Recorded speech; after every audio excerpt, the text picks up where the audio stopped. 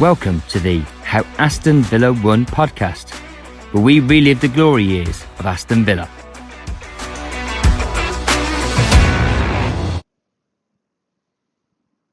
I am your host, I am Martin, and I am back with Anthony. And we're here now to start with a little bit of a history lesson, Andy. Okay. This is really guiding you in, yeah. So right. I'm kind of taking you through it at the same time as other people. Yeah. So you are in the perspective, right, of the listener. Ooh. So you are here to represent them. I represent them. Yep. So like an MP, right. You are an Aston Villa time travelling MP. So I represent their best interests. Yes. So if you're not entertaining, yeah, and I feel that the listeners are aware of that, it's my job to tell you to just do a better job. To be better. To be better. Right. Are you helping with that? Is it also a bit of your fault? You're here. I've been saying on my own. Yes. Teenager all over again. Yeah. Okay. Well, no pressure. No pressure. So, I'm going to talk to you about key figures that shape Aston Villa and take us to where we're at when we start the true story of the 1981 season. Are you ready? I am ready. Okay. Some of these names you'll know. Some of the facts you might. Some of it you might not. For those listening, if you for some reason have just jumped on and you have no idea what's going on, we are a podcast that are not like the other Aston Villa podcasts that are out there at the moment. There's increasingly a lot of them. Yeah. And I love a lot of them. I really enjoy them. I've got them all downloaded. I'm subscribed. I can't listen to them all the time because sometimes I find they're saying the same things. They're overlapping. It's all about the current goings on. There's only so many times I can hear someone talk about the latest signing and I get a sense, I get the sense of who he is. I know how much he costs. And also, what else? Unlike us, their Villa teams finished 14th in the league. True. Our Villa team finished first. True, yeah. That immediately makes us number one podcast. Isn't it? That's how that works. The number one Villa podcast because you're the number one Aston Villa team that we follow. There's nobody else doing it. So we are glory hunting from our own team in the past. Yes. So, I support Aston Villa. Do you, Andy? No, sorry. I support the Aston Villa of 1980, 1981. Yes, yeah. So how does that work? Yeah, I just relive that all the games, every single year. Yeah. So when you're there watching and losing, on there, it's Highbury the last day. Oh, it's all nervous again. Do you know what? Spoilers. That's a much more interesting way of watching football.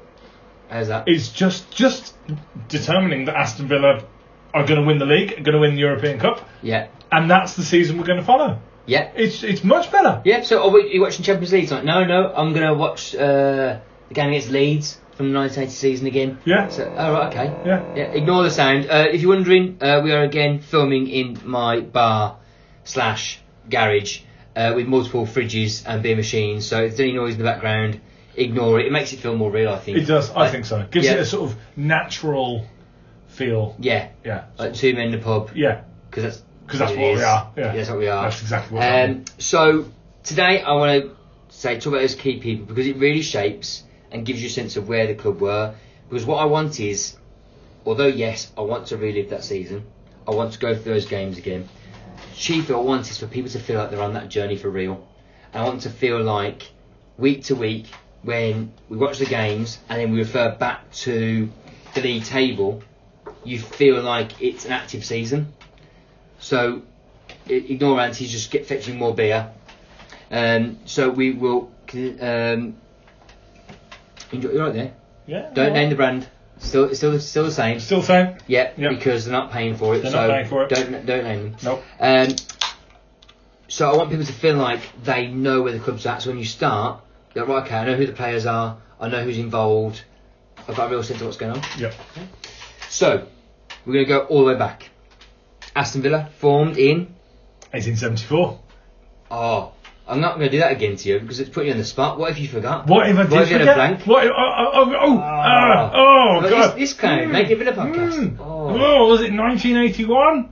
That's what we care about. That's the only year that matters. That's it. Yeah. I mean, the season starts in 1980, so we also care about that year. But we'll edit this bit. It's fine. Yeah, it's true.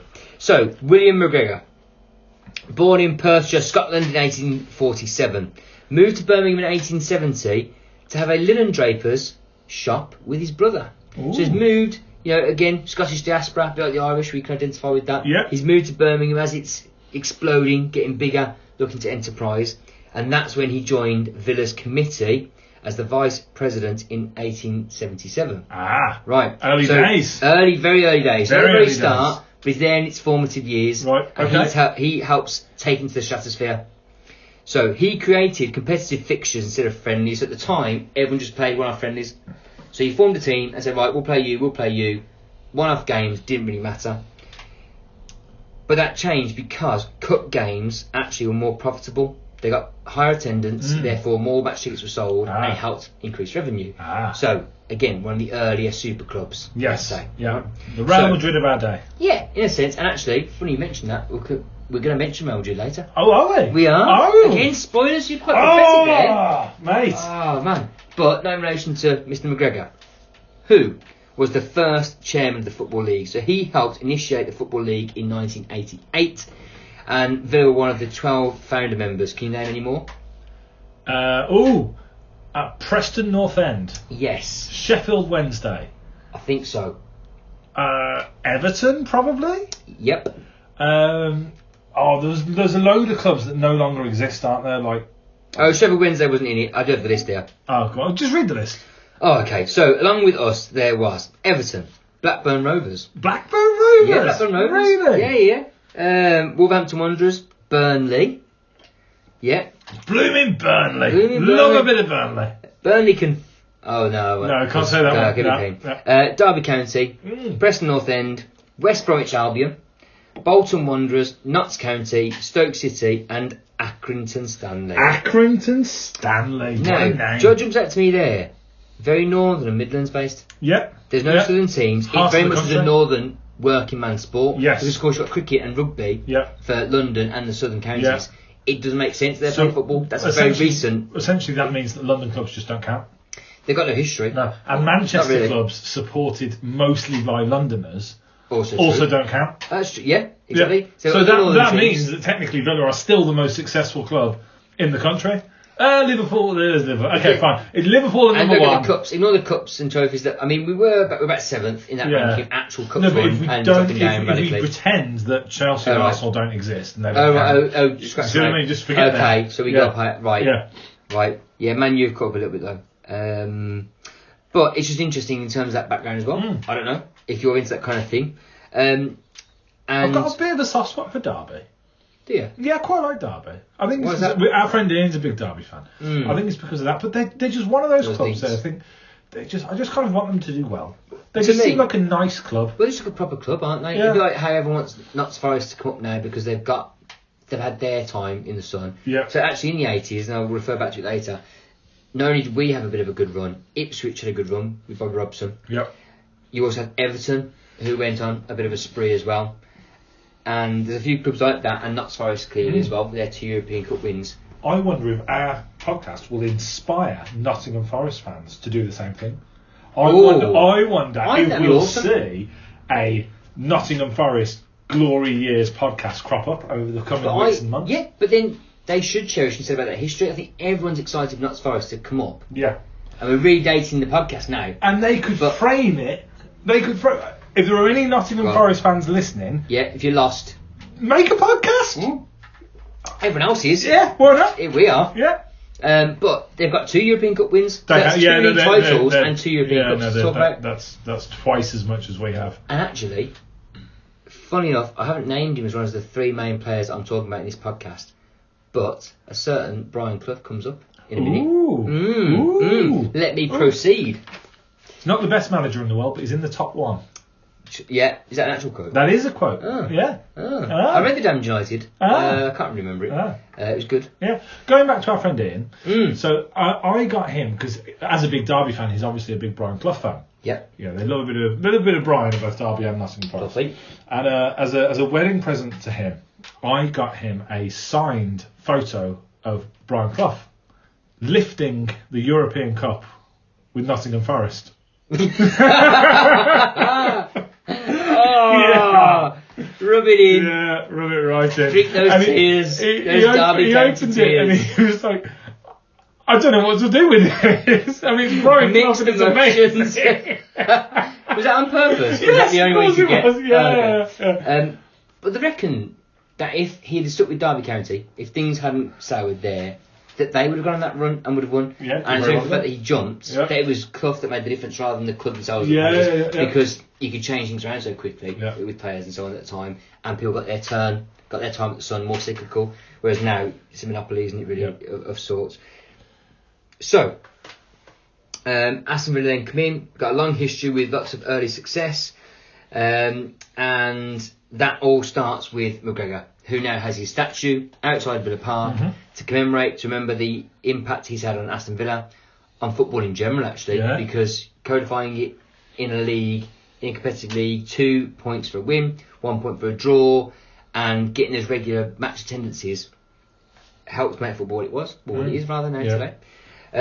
So the next two, in a more immediate impact, are Ellis and Ron Saunders. Ooh, so we will start with Herbert Douglas Ellis. Oh, good old Herb. Herbie. Yeah. My mum used to work for Doug Ellis, you know. Yeah, really? Back when he ran his travel company. Yeah.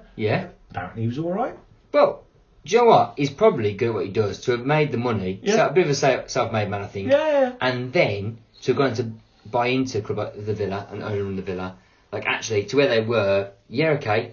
People fell out with him because he wouldn't spend money, but also you hear about clubs going under now. It wasn't necessarily the same concern at the time. No. But still a potential. Yep. You know, still I've got a lot of time for Deadly Doug. Well, because for all the things he got many things wrong, you'll never find a bigger Villa fan than Deadly Doug. Yeah, no. He was there late 80s, 90s. You struggle to find him now. I mean, you struggle to find him now. But in his wheelchair with his blanket on, every single game, home and away. Yeah, stuck with it. Yeah, fair play to him. No, that's it. And like I say, really, you think about our sustainability and remaining competitive, and within that top league, it was thanks to his careful hand. Yes. And then as soon as he went, and this is the fear with modern ownership. Yeah. We should do a sequel to this podcast called How Deadly Doug Screwed Up Everything. Because that is kind of what happened in the end. God bless him. We do love him, but he did kind of. I mean, this meant to be a positive, warm, rose tinted glasses back look at Villa through the years. Right. So the sequel series after this one are meant to be, other successful. We can get to that down the line. Okay, down the line. Yeah. Let's put a pin in it. Let's come back. There's no such thing as a bad idea. Yes. So don't feel bad, but don't mention it again. Herbert Douglas Ellis, born the 3rd of Jan 1924 in Hooton on the Wirral. So he's actually a bit of a Merseysider, heading towards Liverpool. Keen footballer in his own youth, but wasn't quite good enough. Didn't make the grade. There's a few of these people that go on to, into coaching. Do other stuff. Moved to Birmingham in 1948 and, as you've already referred to, made his money and made his name in the travel industry, selling package holidays in the boom during those 50s, 60s, where people were starting to actually have holidays and actually go on airplanes as a more common occurrence, rather than just going to Western-super-Mare or Skegness or wherever you might go, Blackpool. So he watched and had shares in the Villa and Birmingham City when he came. So he was a keen footballer, so he kind of followed both teams. Hedged his bets. Yeah, maybe. But also, I think, do you know what, the tribalism that you get in politics now is a very modern occurrence. Yes, it is. I think actually people just wanted to watch football, Yep. so he would attend both. I remember my dad, there was cheap Blues tickets, he took us, and you go, right, okay, I'll go see some football. And if you take a little bit of that frostiness out of it, it's a sport. It's a day out, isn't it? I mean, and that's the thing, like talk to my uncles about it, and they'll say they went down Villa one week and Blues the next. I mean, you can't really do that so much anymore because you go to Blues, you don't actually see any football. Good point. Yeah, but maybe back in the day. Yeah, that's it. And again, it's just about getting that experience. And I think people, need to just be accepting of that and put things in its context. Again, it's all about context. All about context. So it's history. It's history. It's our history. Our shared Villa history, everyone, which we're now reliving. Yes. So he became a board member at the Blues in November 1965 and was there for about 3.5 years. Now, for context, 1968, Man United win the European Cup. West Bromwich Albion won the FA Cup. Villa finished 16th, 15 points behind Blues. Oh, wow. So although we have this perception that we were the bigger club and we're always more successful, and generally speaking, I mean, you go back through the trophy cabinet and the history, there were times it was up and down. Yeah, well, I mean, even within our lifetime, there's been a couple of seasons where they finished ahead of us. Yeah, it's true. Oh, that was brutal. And they no. Look, positive podcast. Positive podcast. Yeah, positive podcast. Look at where they are now. That's it. Yeah. All the way to hello. Mind the gap. Can you see me? Be interested to see what happens to them when they get bought. Yeah. It's all coming on. It's again, it might be frying pan fire, but hey, good luck to you. So there was a protest actually down the Villa. So things again, whether they're fickle fans and always were, or whether it was passionate fans. On the 9th of November 1968, there was a big protest after a 1-0 loss at home to Preston North End, and we found ourselves bottom of the table. So this is the only reason why I mention those other clubs and where they're at. You've got our local neighbours in West Brom winning the FA Cup. You've got Blues outperforming us in the league, and then Man United, a team who weren't there at the formation of the league, now winning a European Cup. So themselves and Celtic, as two British teams, winning the European Cup, and we're not up there. Right. So we're getting that sense of early starters, the hair starting to slow down, all the tortoises. Yeah. So our attendance there was 13,374 people, and it had been 50,067 at the Blues derby a year before. So things weren't good people in the late 60s. Voting with their feet. So again, talk about highs and lows. It's a constant thing, and football is like that. But had a real dip and crisis of confidence. At the time, the chairman was Norman Smith, who was a businessman and an ex-referee, and he'd been in that post for a couple of years, but there was no money for the team, and there was no money to help improve the stadium and modernise. This where Ellis, as a business associate and a merchant banker, brought in his business associate, who was a merchant banker, and he was part of the new board, and Ellis was the frontman. Right. So leaves Blues, thinks, right, okay, let's go to the Villa, let's make a difference, have an impact. Matthews, his colleague, put a £205,835 share funding into the club in 1969 and helped get rid of Villa's debt. Right. So again, circling the drain, struggling with money. It's all sounding rather familiar. But the more things change, the more they stay the same. I agree. Yeah. I wonder what Tony Shear's up to these days. In prison, apparently. Well, that was the fear. Yeah. But luckily, it's just him and not us in football prison. Yes. And, or worse, football cemetery. Yes. Because in all those side, Bury, like that. Yeah. It's easy happens, easily done. So Doug Ellis becomes the director and the chairman-elect on the 17th of December 1968. So at this point, Aston Villa are 6-time league winners, but haven't won it since 1910. So already, you're talking about a 50-year gap. So already you've built up this concept of Aston Villa fans looking back. The more they honestly, it's 1968. I tell you what, when I were a nipper, I don't know why suddenly we're Northern, rather than Brummie.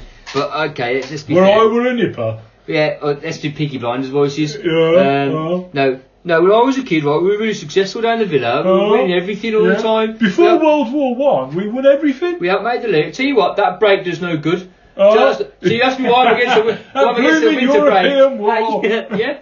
Again, Europe. Brexit. 6-time League Cup winners, 7-time FA Cup winners, but we had only won it once in the last 50 years, which was 1957, so not that long before 1968, where I'm currently at in my history lesson for you. Yeah. But still have to show that those gaps were there, so we weren't dominant, but football teams weren't. You had a good couple of players for a season, a couple of seasons. You wouldn't dominate and stay at the top necessarily to that same amount. Yeah, that's a very modern thing. And this is another thing again for people who it wasn't until Liverpool really that you get a dominant team that went on for long stretches. Yeah, Man U and Liverpool started to get those stretches. Certainly Liverpool the early 80s, and they really don't make a big difference. So our total assets at the time were £203,770.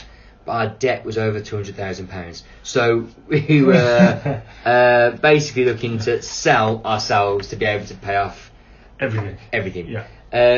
So because Doug Ellis was a successful businessman, coming in, enterprising, and had been successful in hospitality and PR, he wanted to revolutionise the Villa and bring us forward and really bring us into the 20th century. So he wanted Villa Park to be a 365-day-a-year multi-purpose stadium. I want Aston Villa to be another Real Madrid. There we go. Yeah. Synergy. There, everything comes back. And so Real Madrid, even at that point, in those early years of the European Cup, before it was the European Cup, and before it went on to become the Champions League, they were already again starting to be successful early front runners, and that big team of Spain. So because of that, because in the capital, because it was a hot country with a lot of tourism, they're the beacon. So he's there, Ellis thinking, we can do that in sunny Birmingham. Because why not?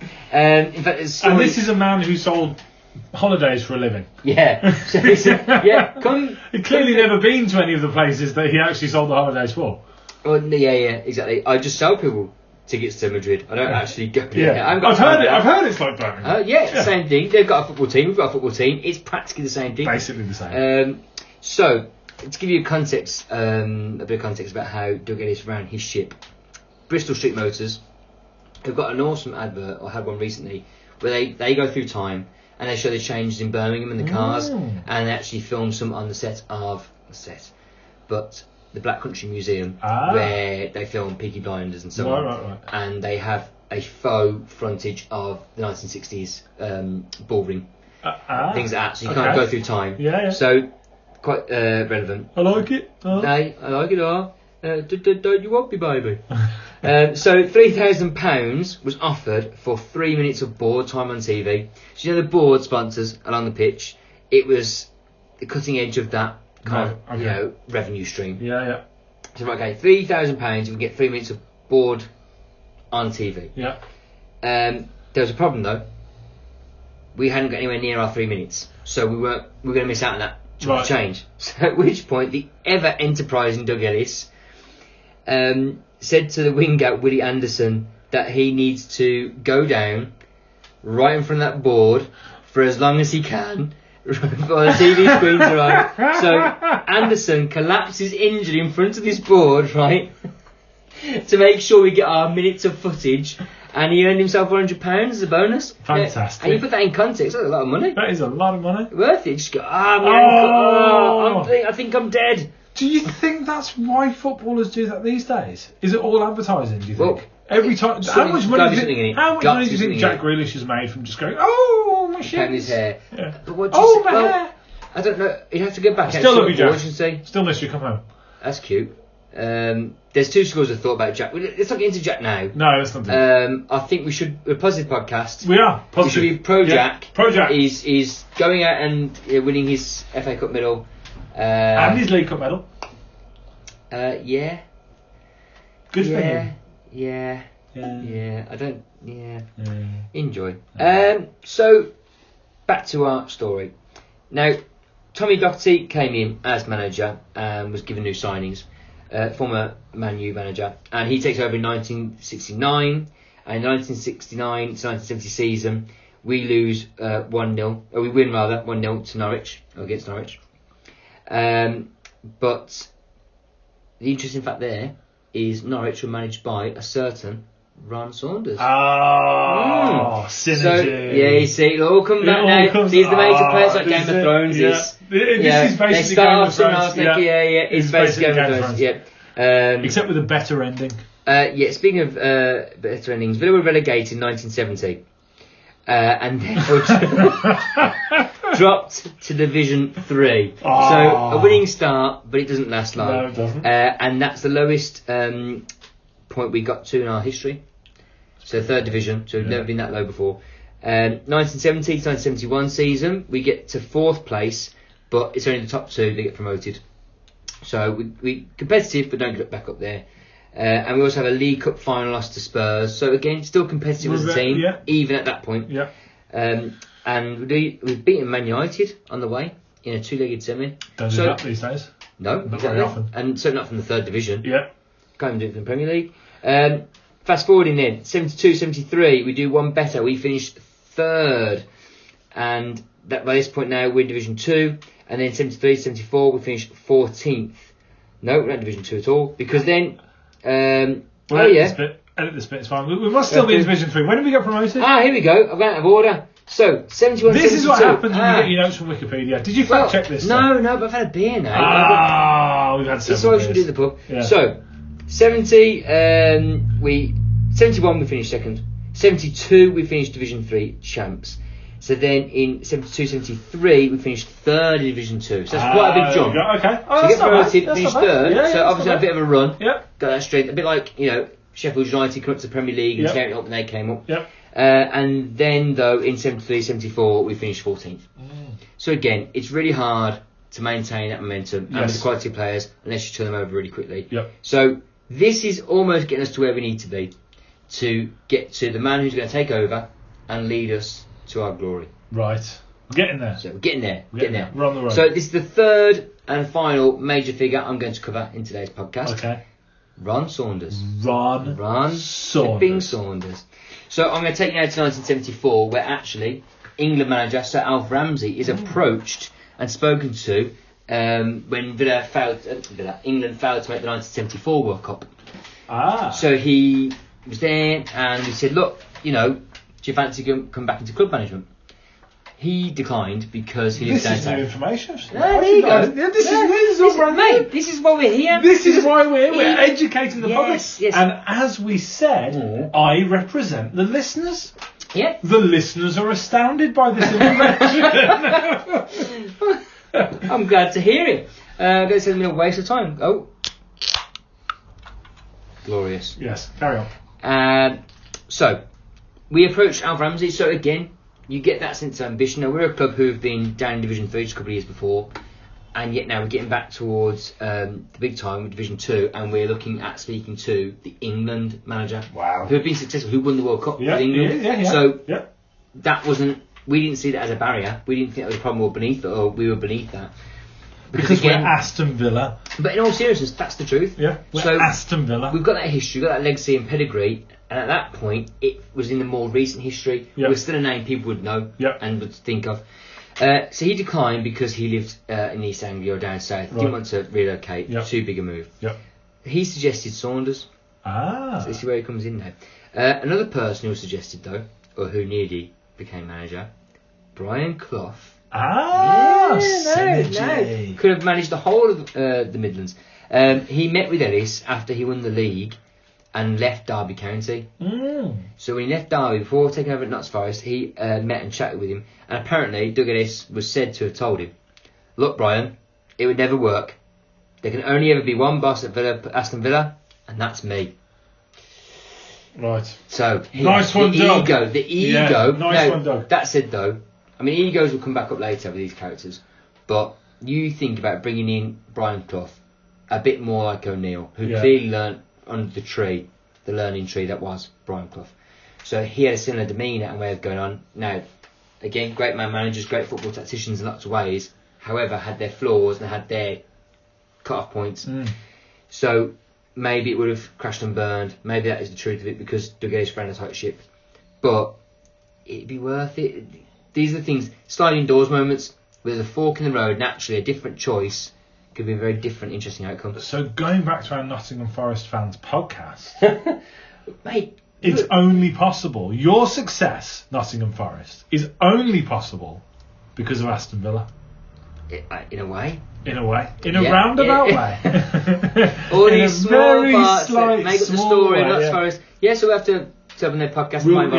So you keep mentioning them. Yeah, exactly. So actually, you're going to be on it.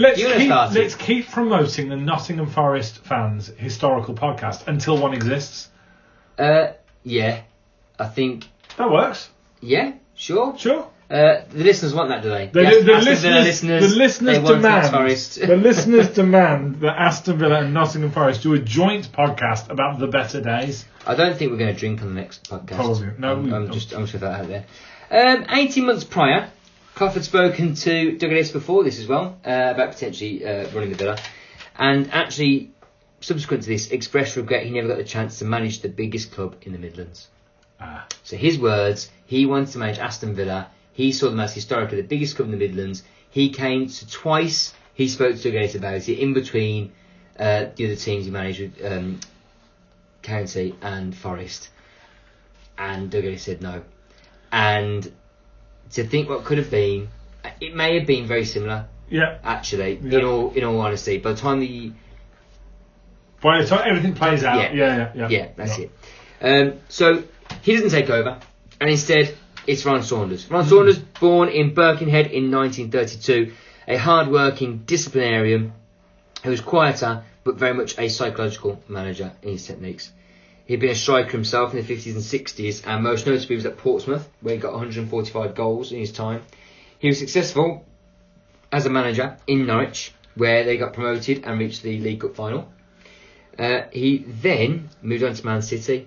Now, in fairness, for the jokes about Man City and Jack Grealish, like every other team, at some point they had their little moment in the sun. So, in the 60s there, they were 60s, 70s, they had their little moment. They had a team full of internationals, and they didn't really gel with him. So I'm trying to think about a more recent comparison where someone comes in. I mean, Mourinho, after when he goes to new clubs, rubs people the wrong way.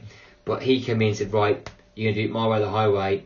They've all turned around and said, nah, not for us. So mate. Clough at Leeds, essentially. Yes. Yes. The Damned United. That's a bit more topical, actually. In terms It of is reference. topical. Yeah, that's more like it. Yeah. But back See, in time. the listeners are feeding back. Yeah, because they could have a modern reference. They could. Of someone who went in, crashed and burned, and got kicked out. Yeah. And my mind's drawn a complete blank, of course, because we're recording a podcast. And we're drinking. And we're drinking. So lots of those. But that's happened to Ron Saunders, basically. So he'd been a bit successful at Norwich. He came to Man City, who had a lot of good players, but they weren't ready for his approach and weren't willing to listen. So we hired him in June of 1974, prepping for a season in Division 2. So we're still stuck in Division 2, having come up from Division 3. At this point now, Villa have been out of the top flight for 7 years. So you think about what we thought of with the dark days. Whoa, right, that's for a those long 3 time. seasons. That is a long old time. I mean, it is. I mean, it feels on for us, and it's more damaging for us now, financially. At the time, it wasn't quite the same, but considering Villa's pedigree and history, that is significant. That is a long old time. That's not small. Yeah. He was signed to a 3-year contract, and he promised to return Villa to the top flight. So that was his aim. His goal was get us back promotion.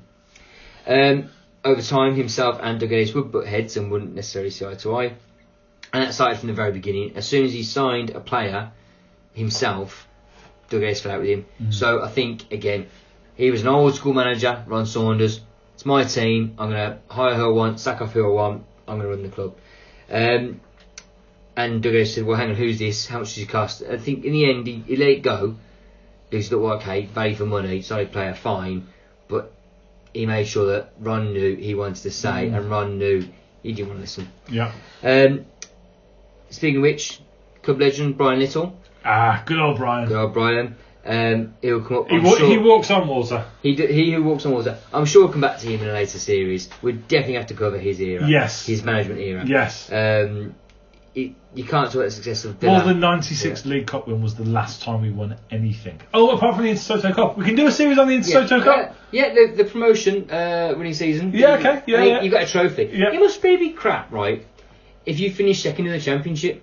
Because you could outperform everyone else below you, right? Yeah. You could be 1 point off top. Yeah. Someone could be 8 points below you or more. They'd be sixth. And they get a trophy. One gets a trophy. Like 6 gets a trophy. And you get a flag. We're promoted. We're going off, can't be relegated next year. A few bottles of Coke and Prosecco. It's cute.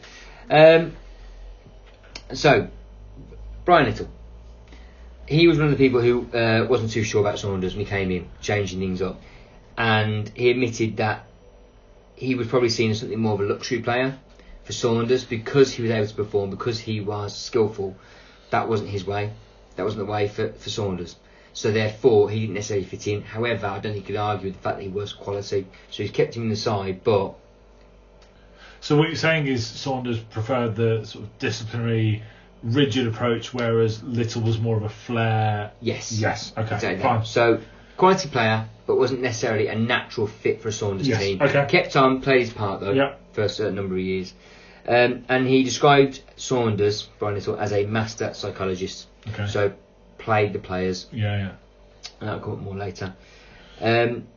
So, if you were a quality, established player of good standing, you were given more leeway. There's more wriggle room with Saunders because there was a trust and respect and a bond there. However, if you were a youth player, there were limitations. There were limitations. Ooh. You were held to account more. So Nice. you could only do so much. Now, some people may have described him as a bully. Yeah. So according to our reference, Ticket to the Moon, written by Richard Sydenham, and he speaks to lots of people in that book, including Saunders' own son, there's a fair few players who concede actually it was kind of a bit like bullying. There was favourites and there were whipping boys, and you're either allowed to go out and get smashed or you weren't. Well, the thing is, bullying's fine as long as you're on the right side of it. Yeah, true. That is true. Yeah. Point and laugh at the other guys. Exactly. Not that we're adhering or advocating that. No.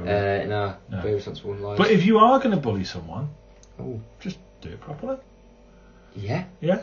Yeah. Make sure you're funny. If you're funny, it's okay. Yeah. That's fine. To say things about people. Yeah. We digress. So, something of a bully. But again, what he's saying is, old lads, old heads. I know you're professionals when you get on with the job. You young lads, you haven't earned your stripes yet. Yeah. So until you do, you got to do as I say. So there's a lot of tough love, but very much a man motivator as well. So right, okay. There's the threat. There's also the carrot. If you're in there, you're one of his favourites. And again, back to O'Neill. Yeah. Ran ship in the same way, right? So if you weren't in the starting lineup, not interested. Yeah. But that was meant to spur you on. You meant to try and impress him. But that, fight for your father's love. So very much shades of Master O'Neill. So some of the people come at the time, Little, Cowans, Shaw, these youth players of Villa coming through, had to work really hard to impress and get into the team. Whereas the more established players then had it easier. If you didn't survive, if you couldn't knuckle down, you're cut out. And this is how he separated those weak players, which I think comes into our success. I think this is where it happens. So those lads, the cream of the crop, if you can't hack it, you go. Off you go. Yeah, what's the point? You're no good to me, if I'm Ron Saunders. You're no good to me. I want winners, I want fighters. Yeah. So you get out, son. You know what I mean? I wonder if this is the same approach that a certain modern Aston Villa manager will be taking over the next year or two. Well, I think we're going to see a few outs as we record this in the summer of 22.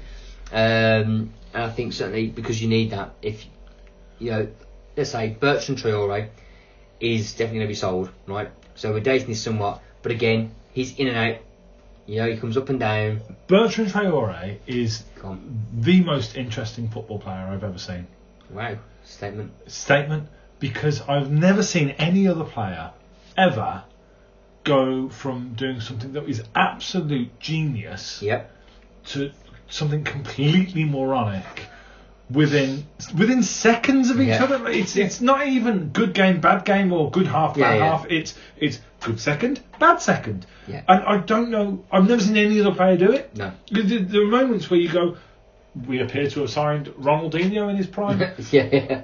And then 5 seconds later you go, oh no, it's just Jemba with a long haircut. It's just frustrating. Yeah. And therefore, if you want consistency, which again comes back to O'Neill, it comes back to Ron Saunders. You want players that you know they're going to give you. So if I put in the pitch, I know you're going to throw in crosses, or I know you're going to tackle hard. What I don't want is someone who's going to tackle hard one week and throw in crosses the next, because I want to put you on there. If we're looking to hold on to a lead, I need you to defend. If we're looking to try and get a goal back or trying to sneak a win, I need to put the crosses in. So if you're going to be a different player at different weeks, that's no good to me. I want to know what I'm getting. So what we're saying is Bertrand Traore needs to tackle more to survive as an Aston Villa player. Or cross more. But not both at the same time. Because that is difficult to predict. It is, yes. We want to know where we stand. For more modern listeners, you've got a sense of what Ron Saunders is like and what he's about, how he's running his ship. Lots of ex-players would say the same as well. Andy Gray, who I'll come back to in a bit, was a star player at the time, and even in spite of that, because of his age, wasn't given the same respect. And he would acknowledge that if you were not a first teamer, you were not in his thinking, you're secondary. So back to the standings. So how the team progressed. With some youth lads coming through, as I mentioned, with some seasoned veterans, things started to improve. So in the 1974 to 1975 season, we finished second and we were promoted to Division 1 and we won the League Cup. Of course we so did. So first season, coming in summer of 74, he wins a trophy and gets us promoted, Saunders does. So you can't argue. You can't argue. You get results, that's it. That's all anyone wants. That means 75-76, we're in top flight. We finished 16th. Okay. So solid. But we survive. But we survive, and of course we play in the UEFA Cup due to our previous League Cup win. Yeah. And we go out in the first round. So Obviously, round 1. Yeah. 76-77, we finished 4th in the league, so Division 1. So mid-70s, so a few years ahead of our win. We can see there's a competitive, strong squad building, clearly, because the results there. And again, we won the League Cup in 77. Andy Gray goes on to win the PFA Players Player and Young Player of the Year. He did. But did you know he didn't get to go and receive his awards? I think I did know. Is it beer related? Was he drunk? Is it No, beer related? no, he wasn't allowed. Oh. He wasn't allowed in case he went and got drunk. Ah. So Saunders said, no, you can't go. but that's the power you had, is it? No? Oh, Just in case you celebrate. Gaffer, I've got to go. I'm being awarded with the PFA Player and Young Player of the Year award. No, son. No, I don't pay you to do that. You stay here, right? I want to play football. So that's the conversation. That was it. Right. There's no argument. Was that the conversation? Yeah, is that how it went? A Scouser and a Scotsman. That's how it went. I can do a bit of Scouts, but I'm trying to recreate Ron Saunders. Yeah, no, that's fine. That's fine. I'm sure it's perfectly accurate. Well, I mean, yeah. Yeah, it is. Yeah. Oh, I'm telling you. Yeah, no, it's fine. You know, yeah. I've done the research. You have done the research? So, yeah. He was allowed to attend after a fantastic season, scoring 29 goals. That following season, 78-79, September of 79, Andy Gray sold to Wolverhampton Wanderers. Oh. So, even though he's a quality player, he's come through, young lad, got loads of potential, got a long longevity yet to his career. He's sold because he doesn't quite fit in and wants to go in a different direction. Bold, interesting choice from Saunders, and it's in a time and a place where you don't necessarily get away with it now. It happens. Sometimes you get rid of quality players because they are misfits and misbehave, because they don't fit your system. But that is very much showing the strength of the manager that it was at the time. More like a Fergie. Okay, all right. Right, yeah. on those lines. We finished 8th, so slight improvement in terms of the league.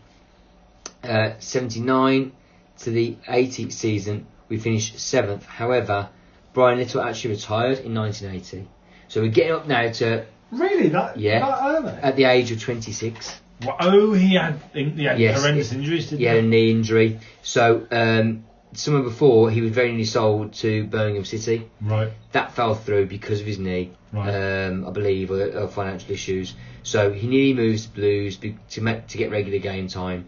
Falls through. Ron Saunders says, fine, no, keep you, will play you. But due to his knee then goes and he can't play. Right. So again, those few years out of Little actually were few and were sparse. So what could have been? I suppose is the question. Tony Barton also joined in 1980. Theoretically named assistant manager, but was ultimately a chief scout. So that's what Tony Barton's strength was. Again, he's a major player. He's going to come up next year. If you don't already know, I wonder what Tony Barton did at the Villa. Well, I kind of feel like I should say it because, you know, I don't have to worry about spoilers. People can just go on Wikipedia and find out everything that happened. What did Tony Barton do at the Villa? Well, he goes on to win the European Cup. He won the European Cup? He won the European Cup with Aston Villa. Amazing. So he takes over when Saunders leaves. We'll come back to that at a later point. But at the moment, in 1980, where we stand in our story now, he joins us as the new assistant manager. So Andy Gray's gone, Brian Little's gone, Tony Barton comes in as the assistant manager. So there you have the three main players and the standings of Aston Villa at the time of 1980, where we begin our new season. When we come back on our next podcast, our next episode. The next episode, we're going to talk about the 1980-1981 squad for Aston Villa. Ooh. So we're going to discuss the players in different positions. I'm going to leave out a few players. It's quite a decent, hefty squad, but there's a few players who make no appearances. I won't just run those. Yeah. But I'm going to talk through who the major players were, where they came from, what their roles were, so you get a sense of who we're following. After that, then, we launch into the 1980-1981 season for our podcast of how Aston Villa won the 1980-1981 League Cup. League. Yes, mate. So there you go. There's fantastic. For you. The listeners are very impressed. Are they? By both your knowledge and your repertoire of entertaining anecdotes and humour. Thanks. I like to mix it up. You did. Sprinkle it in there. You mixed it up very well. Well done, sir. No, not at all. Right. I'm going to leave it there. I think so. Join us next time on the How Aston Villa Won podcast, where I will talk to you about the squad that was at that point. And as I say, a team that just finished 8th and 7th, middle of the road, not necessarily going anywhere. They have lost some quality players, selling them and losing them to injury. So I don't think anyone probably anticipated the jump that was about to occur. Nobody did, and that's what makes it even more interesting and the best thing to have ever happened in football. Yeah. Yeah. So if you're an Aston Villa fan. If you're an Aston Villa fan. But this is the fairy tale. This is the fairy tale? Yeah. You start from the darkest point into the light. Right. Okay. So, thank you for joining us. Thank you for listening. Hopefully you've learned something. If you've got any points, anything to say, please do find us on Twitter, find us on Instagram, find us on YouTube at the How Aston Villa Won podcast. Give us your feedback, give us your thoughts. And until then, Up the Villa. Up the Villa. You have been listening to the How Aston Villa Won podcast. Remember to subscribe and follow us on Twitter and Instagram.